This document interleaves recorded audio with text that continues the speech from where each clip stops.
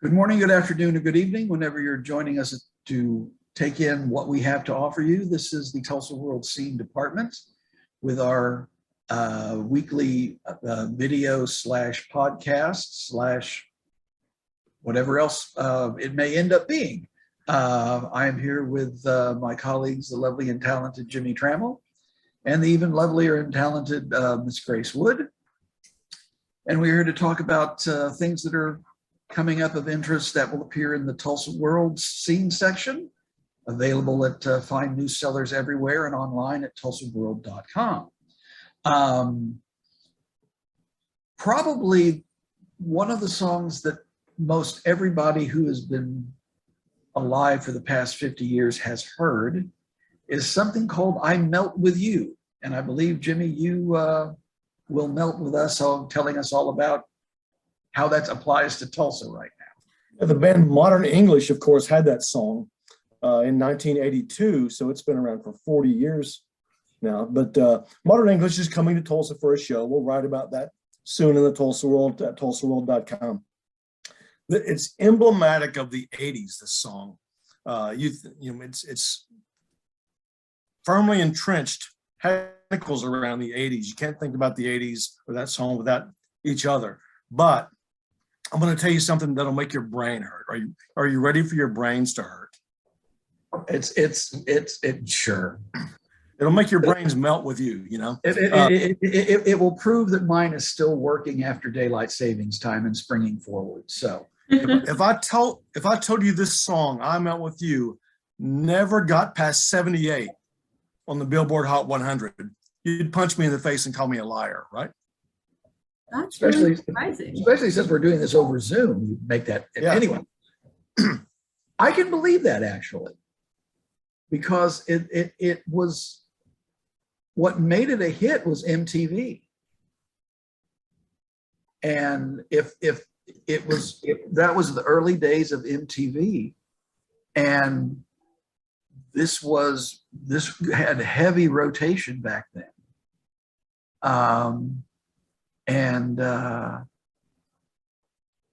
So yeah, I can, and the thing of it is, it keeps coming back. I mean, it is kind of a one-hit wonder for this band. I can't name any other song they've done, but I know that this keeps they re-record it and re-release it at least once, maybe twice. Well, I'm curious to know where Grace has heard it, because it was big in the song Valley Girl in the 1980s, but it keeps getting licensed for use in chocolate commercials, cracker commercials, Burger King.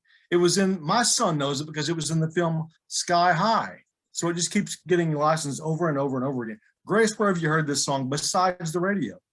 I first heard about it also in Sky High. I used to love that movie. Yeah. And I don't know if your son told you, but there's basically a bunch of kids who go to this school for superheroes, and they get divided into superheroes and sidekicks, and the superheroes kind of have all the stereotypical cool powers, and then the sidekicks have kind of the more lame, what's the purpose of that type powers. And there's one sidekick who his power is that he can just melt into a puddle on the ground. So if I remember correctly, it's been a long time since I've seen the movie. There's maybe a montage where he actually gets to use his power for good, for the first time, and that song plays. But I could be making that up. But yeah, that's where I heard it for the first time. Okay. Well, obviously, I saw it in its original MTV form with the very bizarre hairdos and the androgynous person playing 12-string guitar, and just anyway, it was a trip, that's for sure. Well, speaking of a trip, I believe, Grace, you made a trip down to Glenpool for something also iconic and also more authentically Oklahoma. Yeah, definitely something that's very authentically Oklahoma. Some exciting news is that Frankoma Pottery is opening up a brick and mortar location for the first time since they closed their doors back in 2010. It's going to be out in Glenpool. And I talked to the new owner. His name is Dennis Glasscock about this. And he said that it's going to be open sometime later this year, but he's not totally sure when because of like supply chain stuff going on. But it's going to be a manufacturing plant as well as a storefront.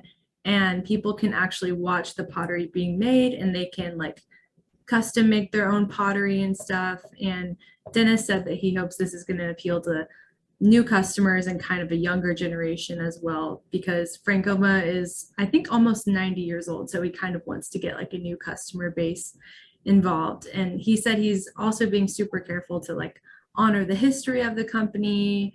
And they're going to have like lots of little homages and like kind of Easter eggs throughout the facility, like just basically honoring like the Frank family and like different artists that they collaborated with over the years. So it's going to be really cool. And I didn't really know much about Frankoma before this, but since writing this story, I've joined 2 different Frankoma Pottery Facebook groups because I really want to start collecting some. So I'm kind of obsessed.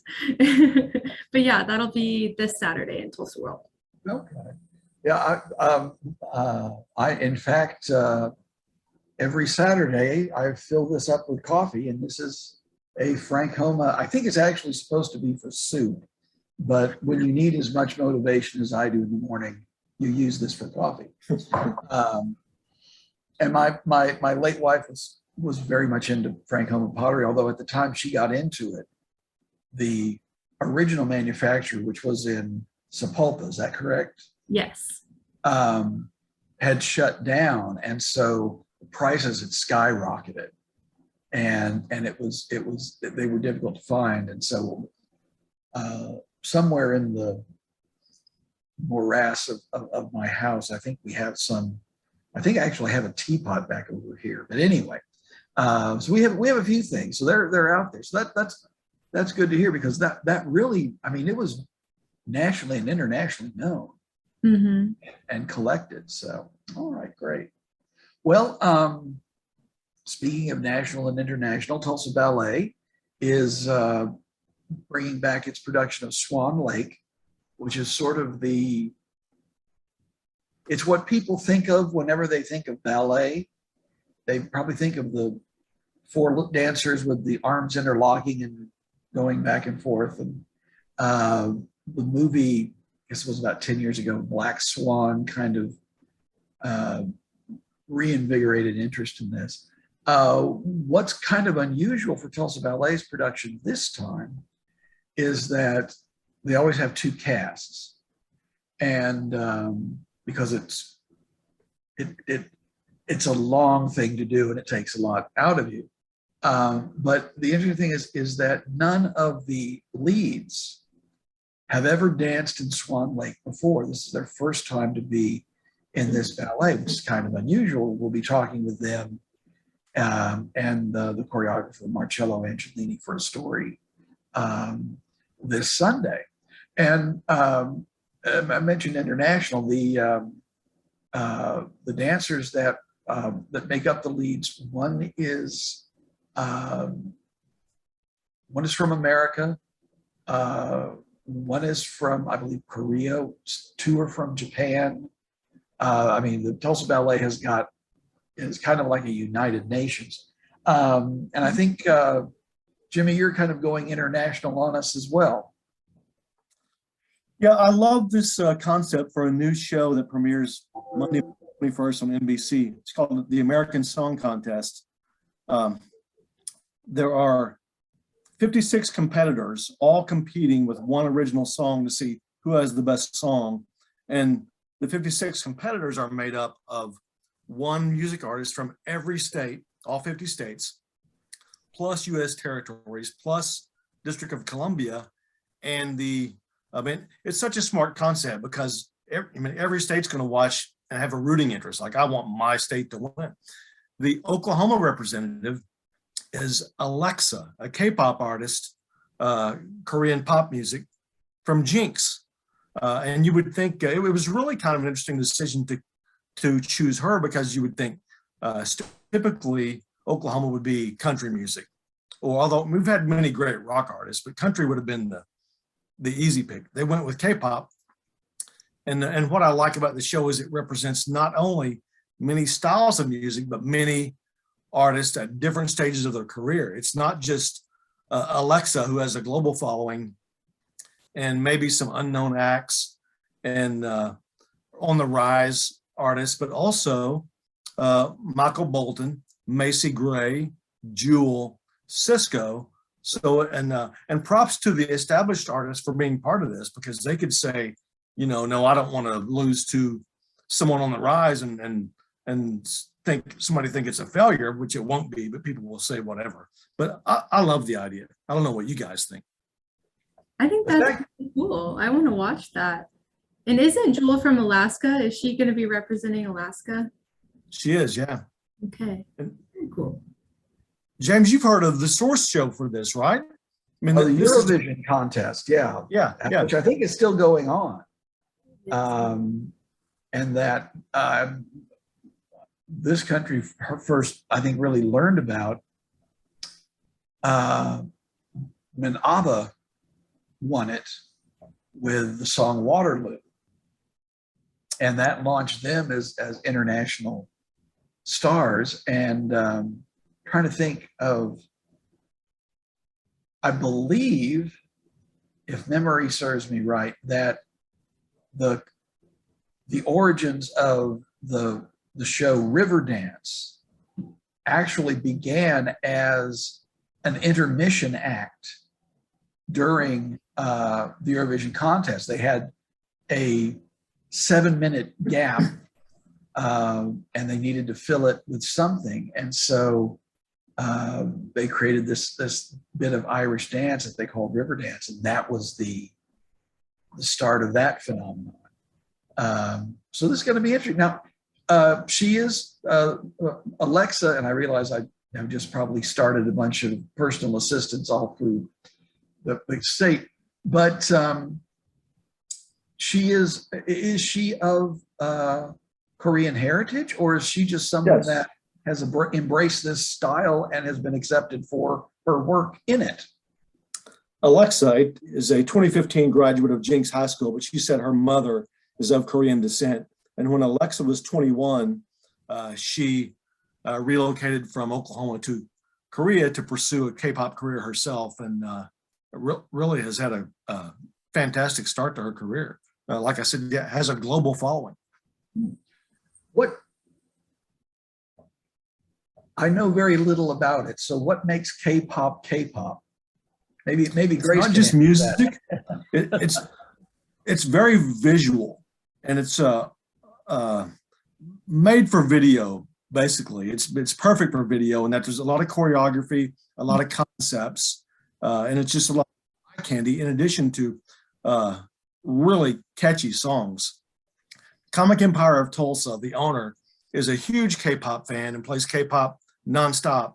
And I'll go in there and look around and leave, and whatever song he has playing, K-pop song he has playing, is in my head for like the next hour or so. It's just very catchy. Well, I have heard a couple. I mean, like the BTS, some of their songs have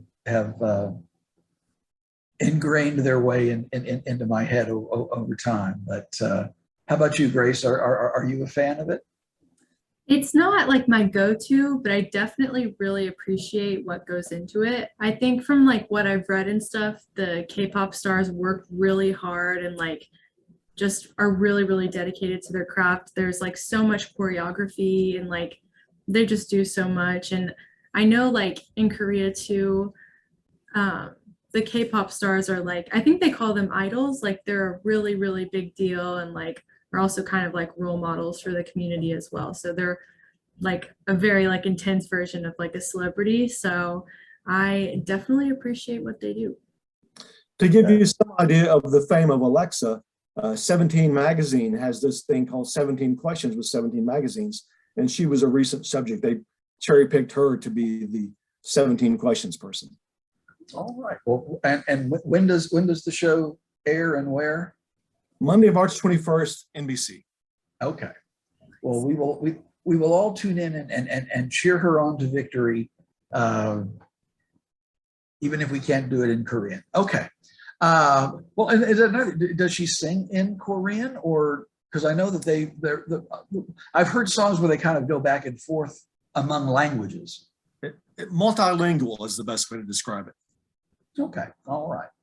Well, let me see. I think that will get us started for this week. Oh, if you are, we also do. I realize it's nearly lunchtime as we record this, so if you are into tacos, we'd have a review of the new Velvet Taco that opened in Tulsa recently, and we're going to take a turn for the worst next week, and we'll tell you more about that later. So, well, that pretty much wraps up for what we have here. Remember that you can also enjoy our conversation without visuals as a podcast available on the Apple website and Spotify and from ever you pluck your pods off the internet. So on behalf of Grace and Jimmy, we want to wish you all a good day, and we will gladly see you later.